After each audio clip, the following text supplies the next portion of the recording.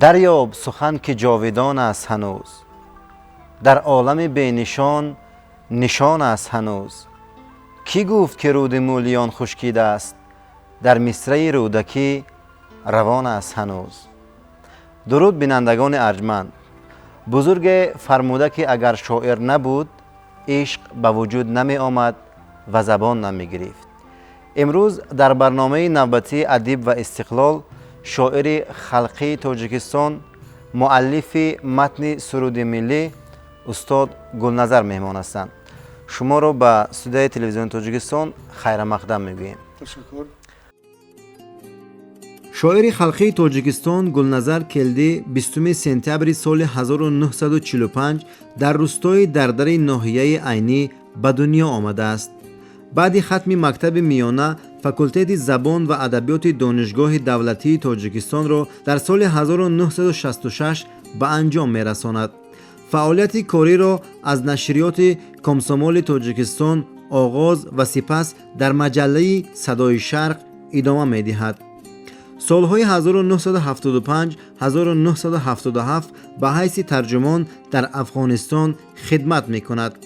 از سال 1991 در هفته‌نامه ادبیات و صنعت به حیث سرمحرر به فعالیت می‌پردازد. نخستین مجموعه شعرهای او با نام رسم سربازی در سال 1969 چاپ می‌شوند.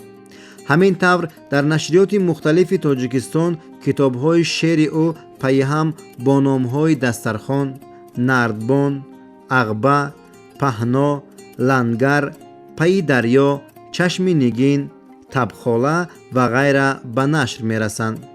کتاب شعرهای او با روسی در روسیه و حروف فارسی در ایران نیز منتشر شده است. مؤلف چندین اثرهای صحنوی بوده شعرهای شاعران روس را به تاجیکی برگردان کرده است. از سال 1973 به عضویت اتفاق نویسندگان SSSR پذیرفته می شود. برنده جایزه جوانان و مکافات دولتی تاجیکستان به نام ابو عبدالله رودکی است. مؤلف سرود ملی تاجیکستان است.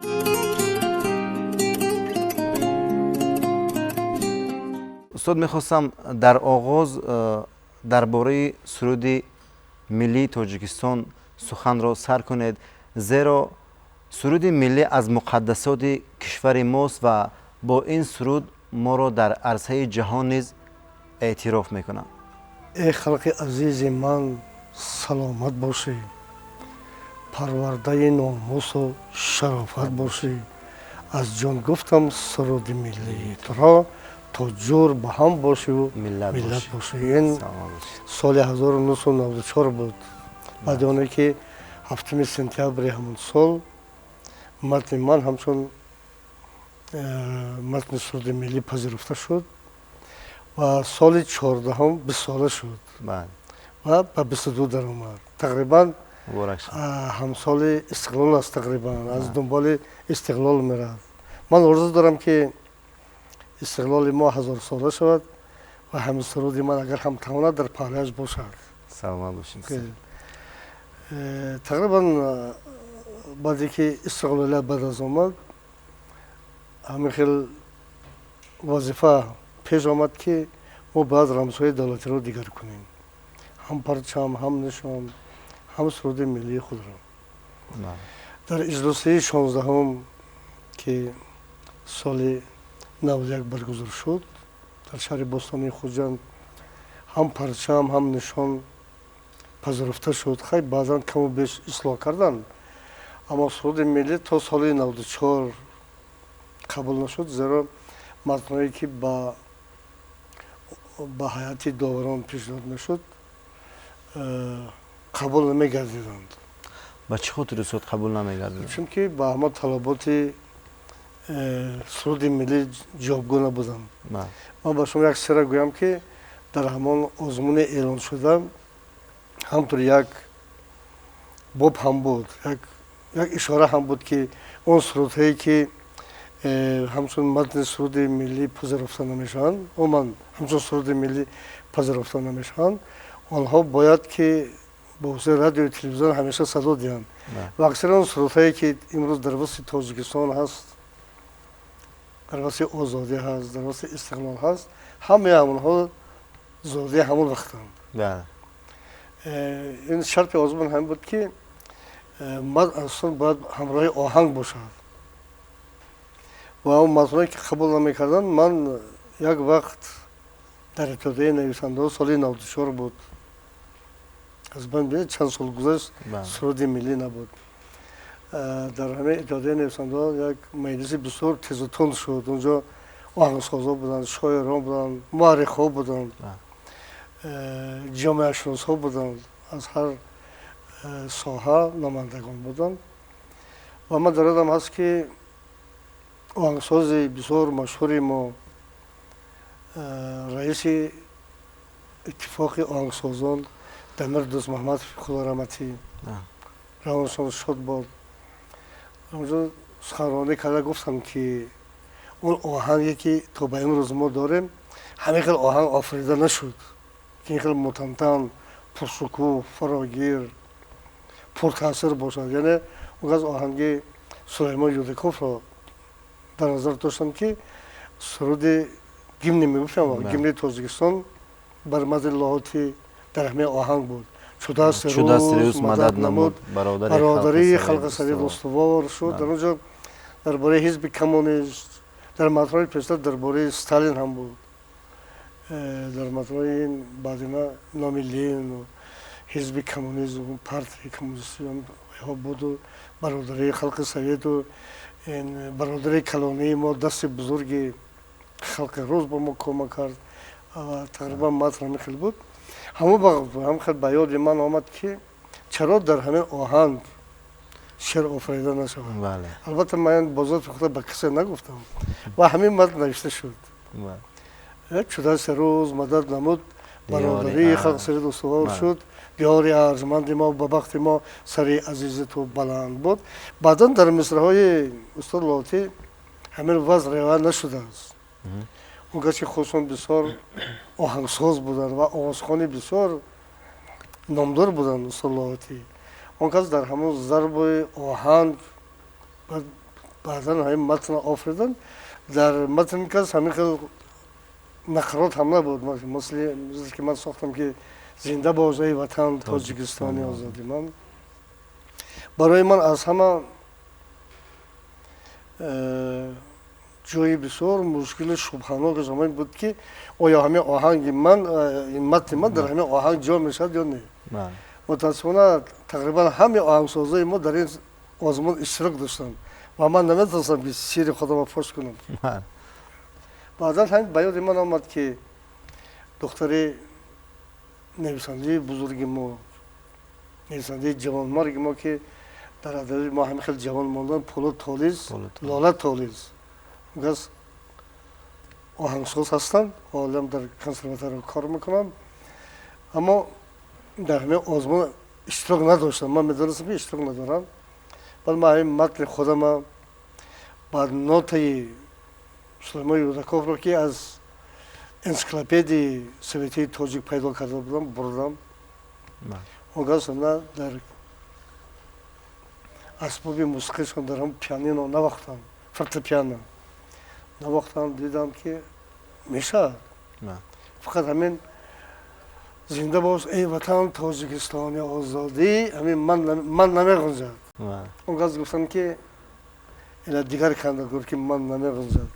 من گفتم من همین سرود برای همین نقراتش نوشتم. واقعا هر سرود نقراتش بالا پر میاد. بعد گفتم که خیلی چیکار کنیم؟ ما گفتم نمیزد که همین آهنگ سلیمان یودکوف رو ما یه حجاز زیاد کنیم. گفتم میشه. از اگر بازم دقت کنید، اگر همون آهنگ‌های کنه باشد، زنده باش ای وطن تاجیکستانی آزادی، قلبی که من نمیگنجد. بعد ما هم یه حجاز علاوه کردیم. در آهنگ بله؟ در آهنگ. این خواهری که عزیزی من همه در نوت نوشت. بعد من با نام مستعار ناشناس با حتی داوران که در شورای عالی زمان فعالیت میکرد расондам. Ман ҳам узви ҳамин ҳайати доварон будам. вақте ки ҳамин матнро хондам дар одам буд ки устод лоиқ гуфтанд ки ин беҳтарин матн аст. ҳар матн бо воситаи пинҳонӣ бал мегирифт, хол мегирифт. ҳамин матни ман якбора як 20-30 хол аз ҳама пеш гузашт. ва маълум буд ки баъзе мизраҳош ба ҳайати доварон хуш наомад. масалан تو از گذشتگان بینشان ما نشانه‌ای. درست همین مصرعی تو از گذشتگان بینشان ما نشانه‌ای اینا خوش نامه. البته مقصد من مراد من اون بود که نشان دهم که ما بعضی سامانیان دیگر دولت نداشتیم اما تو از همون حال نشان هست امروز. بعد همین شپا کردم که اگر مؤلف اینجا نباشد چیکار میکنیم. همون وقتا بسیار شاعرای نویسنده ما پراکنده بودند. در تایستان قرار نداشتند مگر چند نفر. بعد من همونجا گفتم که چند شاعری که در اینجا هستن، اینجا اسکر حکیم هست، اینجا کمال نصرالله هست، اینجا استاد مومن قناعت هستند، در اینجا لایق شیرعلی هستند. ما میتونیم که همین یک مصرع دیگر کنیم. هیچ گپ نه. بعد با همین خلاصه آمدن من خود همون لحظه همین اصلاح کردم. اونها کی بودن که شعری من هرچند استاد لایق در برو با من گفتند که من میدونم که این متن کیست. و همینطور هفتم سپتامبر در سال 1994 در تئاتر اپرا بالت بانو مصدعینی وکیلان مردمی اونجا جمع آمدند. چند سرود اونجا اجرا شد. از من همون سرودها همین را خوش کردند و پذیرفتند. خیلی خوب پذیرایی کردند. من شاهد نبودم اما اونهایی که در اونجا بودن گفتند که وکیلان مردمی خیلی خوب پذیرایی کردند. تشکر و بسیار زحمت نیز کشیده تا اونجا که این سرود قابل قبول حکمان می شود و اینجا چون گفتید من باید با آهنگ درست کرده بنویسم و این زحمت ها امروز به فکرم کام شما رو شیرین میکنند. خب استاد از سرود ملی میگذاریم به دیگر روزهایی که در ماه نوامبر تجلیل می شوند. سنه 16 نوامبر روز پرزیدنت جمهوری تاجیکستان و سنه 24 نوامبر روز پرچم ملی است. تجلیل این سنه های مهم رو شما چگونه ارزیابی میکنید؟ بسیار سالی با خصوصیت، سالی بسیار روشن پرصفا بود. من خودی جشن 25 سالگی استقلالیت بسیار این جشن پرشکوه بود. من همیشه درباره استقلالیت اگر همه اندیشه کنیم من همه یک مثال روشنی که دیروز همه ما شاهد بودیم یا با تلویزیون دیدیم. این روز 29 اکتبر سال جاری بود وقتی که ساحل های دریای وقت به هم آمدند و دریای وقت مجراش رو دیگر کرد. این خود از خود واقعی تاریخی است اما اون واقعی که هیچگاه فراموش شدنی نیست این آن بود که پیشوای ملت خصوصا در سر سکان بولدوزر تا همون مجرا بسته نشد کار کردن زحمت کشیدن و من همیشه وقتی که رو تماشا میکردم گمان میکردم که این بولدوزر نیست، این غیرت، جسارت، این ننگ و ناموس تمام ملت در خلعت پرزیدنت این مجرا رو میبندند. این یک طرفی مسئله دیگر آن است که این را هر کس میتواند که گوید که دو بولدوزرچی بیاند همین راه رو بندند، راه آب رو بندند. اما چرا پرزیدنت محترم همین کار خودشون کردن؟ البته اون کس به هیچ که شرح ندادن. من هم خیلی درک کردم که به جهانیان نشان دهند که ملت ما هر تصمیمی که گرفت، هر قراری که داد، هر کاری که کردن است همونطور با ننگ و ناموس با سر بلند تا با آخر میرسونند. خودی همین فکت، خودی همین واقعه این ثمره بزرگ استقلالیت است. اگر ما استقلالیت نمی‌دانستیم آیا همین کارا پرزیدنت محترم کردن میتونستن؟ نه درست. این برای همین مولوی بزرگ گفت که این که گوی آن کنم یا این کنم خود نشان اختیار است. ای صنم مثلا که ملت ما، رهبر ما، پیشوای ما میگه که من همین کارو میکنم این نشانه عالی استقلال داشتن است. بله. بعد اونه که ما میگیم که روز 16 روز پرزیدنت است، همه روز ما روز پرزیدنت است. درست بله. همه روز ما. و اگر ما اون روز مخصوص تجلیل کردنی بودیم، من این رو به همه مردم تهران تبریک میگم. روز پرزیدنت، این روز استقلالیت ماست، این روز از نو تولد شدن تاجیکستان است، این روز سرفرازی مردم تاجیک است. جشن پرچم هم دوام همین است، دوام هم جشن استقلال است، هم دوام جشن روز پرزیدنت است. و من در تاجیکستان استقلال سه نیست که دیگر از هم جدا باشد و همین این نشانه وحدت ما، نشانه بهمایی ما، نشانه دست جمع بودن ما. گفتم که از جان گفتم سرود ملی را تا جور به هم باشی و ملت باشی، این همون ملت بودن، این وحدت داشتن است. در یکی از صحبت‌هایشان پیشوای ملت با اهل زیا گفتن که ما مثل دیگر کشورها مثلا اسلحه‌های قدرت نداریم، این یراق‌های دورزن نداریم، اینطور نیست. اما ما یک سلاح داریم که هیچ کس بر ما فیروز آمدن نمیتونه. این وحدت ماست، همدلی ماست، برادری ماست. همون گپ قدیمی که از یک گریبان سر برآوردن کار، خود خلق ما هم گپ از قدیم تا به امروز رسانیده است. از همین از یک گردن، از یک گریبان سر برآوردن، این نشانه وحدت است. این نشانه بسته شدن پیش دریای وقت است، به هم آمدن ساحل است.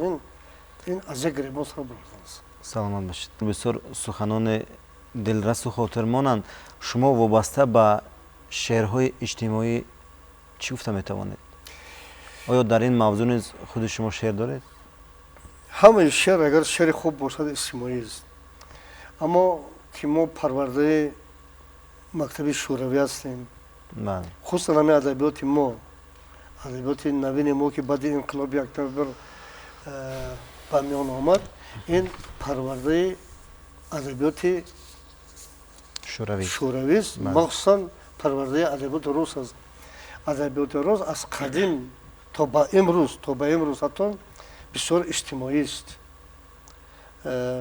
مثلا غزل‌های کلاسیک ما خواند و بعد شعرهای استاد عینی را، شعرهای استاد لاهوتی را یا پیرو سلیمانی را، انا باز در زمانهای با ما خیلی نزدیکتر شعرهای استاد ترسانزاده را، شعرهای غفور میرزا را، شعرهای قطبی کرام، مستان، استاد لایق، بازار، گلرخسار دیگه همسالای ما بیند.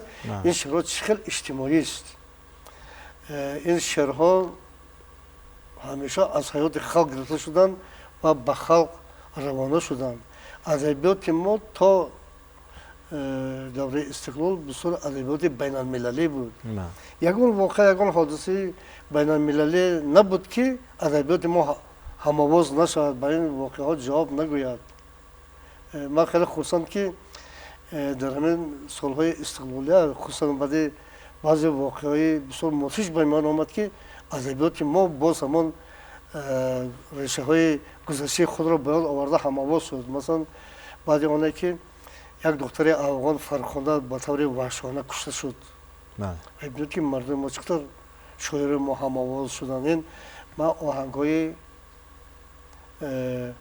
بین المللی پیدا کردن شعر امروزی ما رو میگم. درباره شعر اجتماعی ما شما یگان واقع دیدید که شاعرای ما هم‌آواز نباشند. مثلا خود همه راغون را گرفت. دیدید واقعا درباره راغون حتی یک جلد کتاب هست درباره استقلالیت ما، درباره راه‌های ما، درباره نقب‌های ما شعرهای بسیار پیدا شدن. این نشانه آن است که شعر ما همون جنبه‌های اجتماعی خود را نگاه می‌دارد. استاد یگان نمونه از شعر اجتماعی از اجراتون می‌خوانید برای بینندگان؟ چرا نه؟ صفحه تازه بگشاده شد، از تو شد. تاجیکستان ز نو زاده شد، از تو شد. بر سرش تاج بنهاده شد، از تو شد. давлати халқи озода шуд, асту шуд. ای شکوه وطن بخت ملکی کهن نام من شان من استقلال چون بهار آمدی و شکوفا شدیم صبح پرخنده باغ گلها شدیم ذره بودیم و از ذره دنیا شدیم قطره بودیم و از قطره دریا شدیم ای شکوه وطن بخت ملکی کهن نام من شان من استقلال بشنود اهل عالم صدای مرا حرف مهر و سرود وفای مرا روز آینده پرصفای مرا در محبت شناسد بقای مرا ای شکوه وطن بخت خلقی کهن نام من شان من استقلال سلامت باشید بسیار بهترین و موندگار نیز هست خوب استاد در یک ربوی بسیار شما زیبا گفتید که شیرینی حرفی دهنم جان وطنم عطر نفسی هر سخنم جان وطنم نام تو بس است در ردیف شعرم تا پیش فلک ناز کنم جان وطنم باید چند حرفی دلرس و دلنشین برای بینندگان میگویم تا که عبرت آموز باشد که مثلا وطن رو باز هم احترام تر بکنن و این وطن آباد رو باز هم آبادتر بکنن. البته اونهای خوشبخت هستند که وطن دارن. بله. این وطن رو کسی مثل پدر و مادرش انتخاب نمیکنن. فهمیدید؟ هم تولد میشد همین پدر و مادرتون که هستن همین شما انتخاب کردن نمیتونید که من پدر و مادر دیگر رو انتخاب کنم. وطن همین خیلی است. درست. وطن آنجا نیست که شکم سیر باشد. وطن آنجاست که خون ناف ریخته باشد. چون خون ناف ما در تایستان ریخته است این وطن ماست. من نه تنها مؤلف متن سرود ملی هستم، من مؤلف متن سرود انجمن تاجیکان و فارسی زبانان جهان هم هستم. در همونجا یک نقرات هست. در پرده صبح مهر تابان یک تاست، تاجیک همه جا و تاجیکستان یک جاست، یک تاست. واقعا ما مثلا در تمام گوشه دنیا زندگی کنیم، خب عمر خود ما گذرانیم، همطور نیست آموزیم، هنر خود را نمایش دهیم، اما برای همه ما تایستان یک تاست. وقتی که وای در فرانسه است، وای در امریکا، وای در انگلستان است یا در آلمان است، وقتی که وای میگه من تاجیک و البته وطن خود تاجیکستان را در نظر دارم. برای همین من گمان میکنم که ما خوشبخت هستیم که وطن داریم. ما خوشبخت هستیم که فرزند همین خاک و آب و همین زمین هستیم. ما خوشبخت هستیم که برای آبادی همین وطن سهم خود را میگذاریم.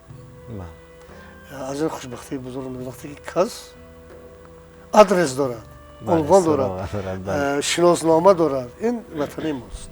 من وقتی که سالهای بسیار دشوار تاجیکستان بود یک شعر گفته بودم، اگر حاضر در یادم باشد به تماشابینان محترم پیشنهاد میکنم. میخواد بود که صبح با لحظه طفلانه بیاید به درم نان طلبی، من بیچاره تر از او بکنم ایمان طلبی. ای وطن ما همه طلبنده به حاصل ارمان خودیم، با علم مرد زرفشانی تو برود خانه همسایه زرفشان طلبی. دوش دیدم که دری بسته دوران میکوفت، لعل خون گشته و میکرد بدخشان طلبی. روحی غارت شده ای شاعری آزاده نیاساید هیچ، همچون دیوانه رود خطه به خطه پی دیوان طلبی. میتوان لغمت بجست و دو جهان را پی زد، لیک حیف است چو از باد پریشان مردن در بیابان پریشان طلبی. لال شد حرف من از وحشت پیمان طلبی، خشک شد دست تو از محشر احسان طلبی. ای دل ای دل تو تو بیا پرده ز اسرار کهن برداریم نگذرد از سر اسماعیل من حق میراثی سامان طلبی خون من نعره زند در رگ افسرده من وقتی آن از روم بر در اندیشه خویش تاجیکستان طلبی تاجیکستان طلبی واقعا ما هم وقت خوشبختیم و وطن ما هم وقت خوشبخت است که ما همیشه از اندیشه خود از وجدان خود از ایمان خود تاجیکستان طلبی کنیم. درباره وطن استاد اینجا سخن رفت. من گمان میکنم اون آدمانی که مثلا در آلمان و در امریکا در شهرهای بزرگ دنیا زندگی میکنن ولی به یاد یک سنگ لب جوی دهشت به یاد یک گلزار شهری که آنجا تولد شده است خواه نخواه دل او گم میزند. تمنا میکنم که هر جا که باشیم به یاد این وطن آباد و آسوده باشیم. و اینجا سوال نوبتی برای شما استاد چنین است که به شعرهای شما سرندگان کشور آهنگ بستند و کدام از این سرودها برایتان بیشتر پسند است و اینجا شما نقل کنید ما طریق تلویزیون برای مخلصانتان تقدیم میکنیم. اکثرا شعرهای ما رو خود حافظا از کتابا ما جدا کردن میخوانند و اگر هم کل گیرم که بسیار حافظا از استاد جورابی سر کرده سریا قاسم و فضلی دوست من افضل شاه این خصوصیت زرفشانی خرسند مراد سریپوف خیلی بسیار میخونن خصوصا جوان ها خیلی بسیار میخونن اما اگر گویم که یک چیز به من معقول دیگرش نه ممکن به کسی بد میرسد اما یک دختر هست یک جوان زن از ناحیه وخش حنیفه قربان و بسیار زبان میخونه به من معقول است. خب اگر اینجا شما راضی باشید ما اون سرود رو در این برنامه برای مخلصان شما برای مخلصان حنیفه بانو تقدیم میکنیم. همین سرود است یک دم باز بینم روی تو را. مرحمت سرود رو میبینیم بینندگان عزیز تماشا میکنیم و پس از آن باز هم برنامه ما ادامه مییابد.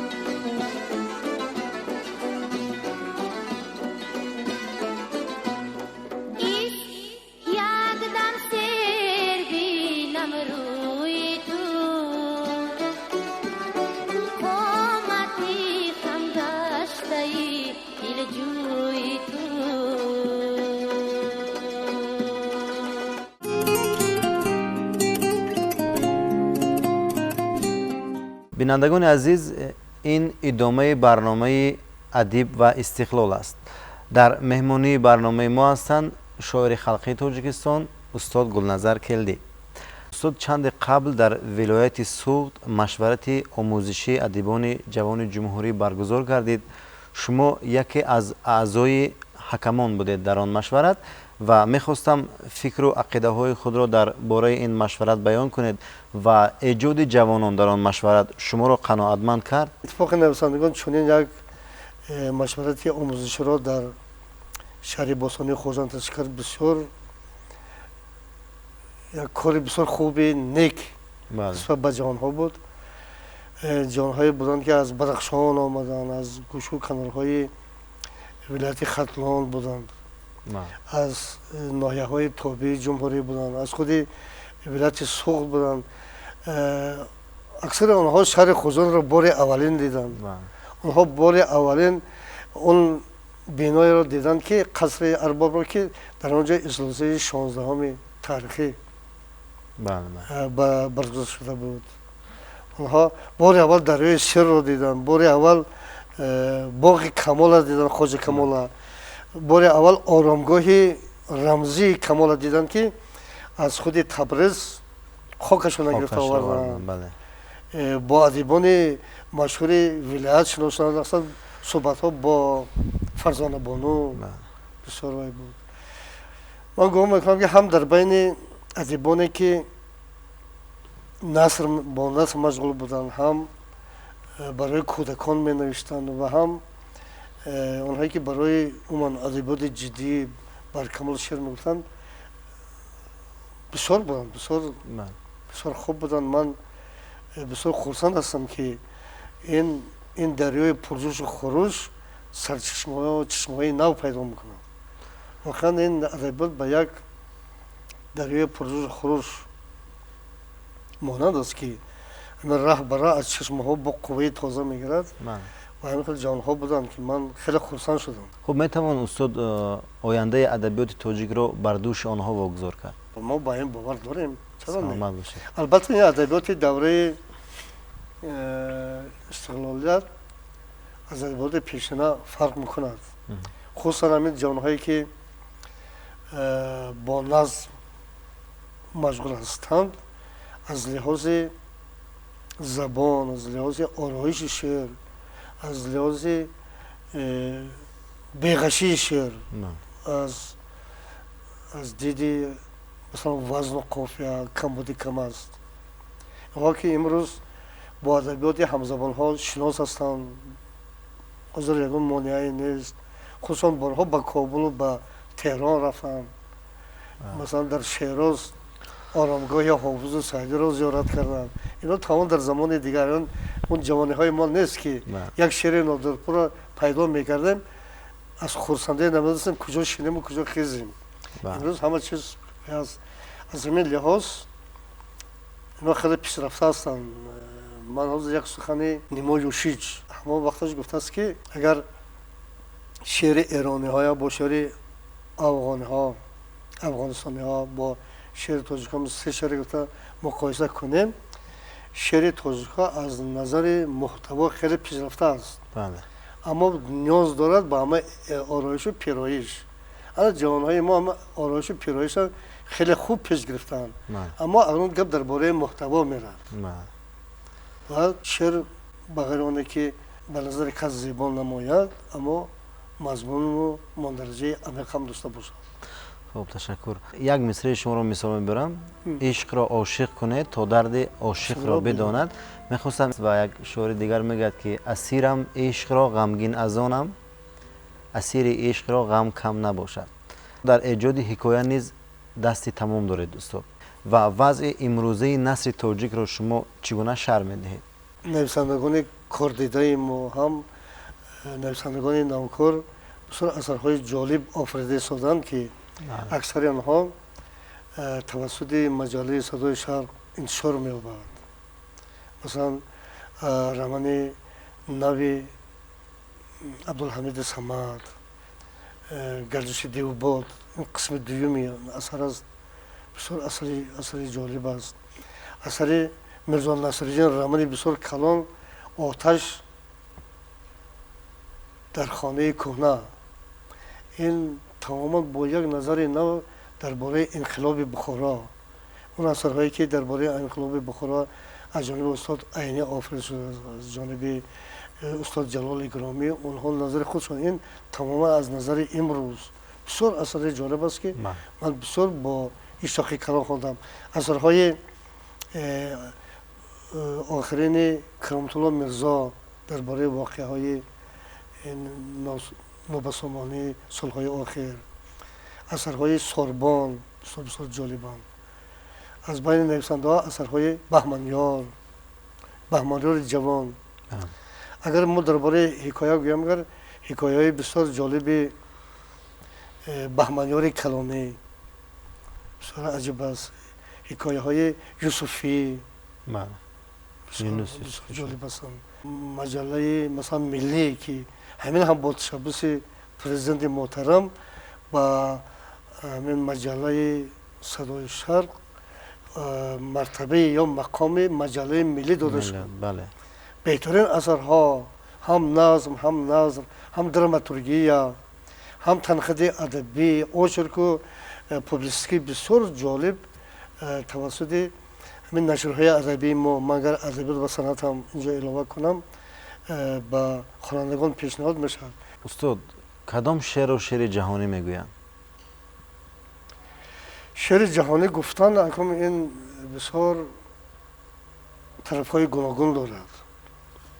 масалан мо гуфтан метавонем ки ҳар шоири мо шеъре дорад ки ин ҷаҳонист аммо инро чӣ хел ҷаҳонӣ каранда гуфт? президенти муҳтарам барҳо мегӯянд ки шумо асарҳои беҳтарини худро пешниҳод кунед мо тарҷума карда онҳоро ташкил мекунем ки дигар ҷаҳониам ҳам хонанд албатта ин кори оянда аст аммо ман гуфта наметавонам ки дар эҷодиёти адибони мо он асарҳое ки сазовори хонандагони дунёӣ бошад нест ҳаст фақат дастгирӣ кардан фақат паҳн кардан доркор аст. саломат бошед устод. айш ва саодати шоирро шумо дар чӣ мебинед? саодати шоир он аст ки масалан ман саодати худам масалан ҳамчун муаллифи суруди миллӣ оне нест ки ман стадионҳо мерам онҷо 40,000 ё 100,000 кас месарояд ман аллакай одат кардам худамам мисли амалҳо месароям аммо баъзан саодати ман он аст ки ҳамчун муаллифи суруди миллӣ мебинам ки ду кӯдаки 2 сола 3 сола хокбозӣ мекунад ё мошинбозӣ мекунад аммо суруди миллиам мехонад албатта барои ман саодат аст. мехостем дар поёни барнома як шеъри шуморо ва инчунин таманниёти шуморо барои миллати саодатманди тоҷик шунида бошем. хокат ба фарши хонае монад каз нақши пои тифликон мамлӯст маъзурам аз мунаҷҷими даврон оғози каҳкашон зи хоки тӯст. ҳар пораи замини эҳсонат тифле чӯдонае ба бар дорад боде намекунад туро барбод то хоки қобилат самар дорад. танге агар чу мактаб аст тифлон сад олами зи вусъати армон синои ту ба синфи як рафта бикшода рӯдакии ту девон аз он нафас ки тифлакон доранд субҳи баҳори ту яздонӣ чун рӯи тифл лолаи нава чун хандааш сабоҳи нуронӣ хомӯшӣ сари мазорат нест бозоре аз сурури ҳамвора гӯё замини поки ту ҷунбад аз ҷунбиши мудоми гаҳвора ҷонат чу ҷони қаҳрамон модар лабрези бӯи тифли тақдир аст адре ки хезад аз гиребонат роиҳаи биҳиштии шир аст. саломат бошед. миллати мо шоистаи зиндагии бисёр шоиста аст арзанда аст. ман орзу дорам ки тоҷикистон аз ҷиҳати иқтисодӣ рушд кунад. ҳама чиз асоси ҳама чиз иқтисодиёт аст. пешвои миллати мо барҳо гуфтанд ки тоҷикистон бояд кишвари саноатӣ аграрӣ бошад. мо орзу мекунем ки саноати мо пеш равад бачагони мо дар як фазои осоишта тарбия ёбанд ба камол расанд соҳиби ин ватан бошанд. устоди азиз шуморо бори дигар ба барномаи адиб ва истиқлол хушомадед мегӯем. من گمان میکنم که باز هم میآید با صحبت های جالب خود برنامه ما را رنگین میکنید. تشکر. چرا؟ بینندگان عزیز، در برنامه ما مهمان بودند شاعر خلقی تاجیکستان، مؤلف متن سرودی ملی استاد گلنظر. اگر نتوان شب تیره را روشن کرد، میتوان چراغ خانه را افروخت. اگر دنیا یک سر خرم نیست، میتوان مسکن خود را گلزار ساخت.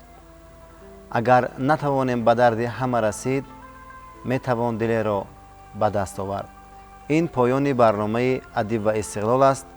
تا برنامه دیگر سعادتمند و خوش اقبال باشید.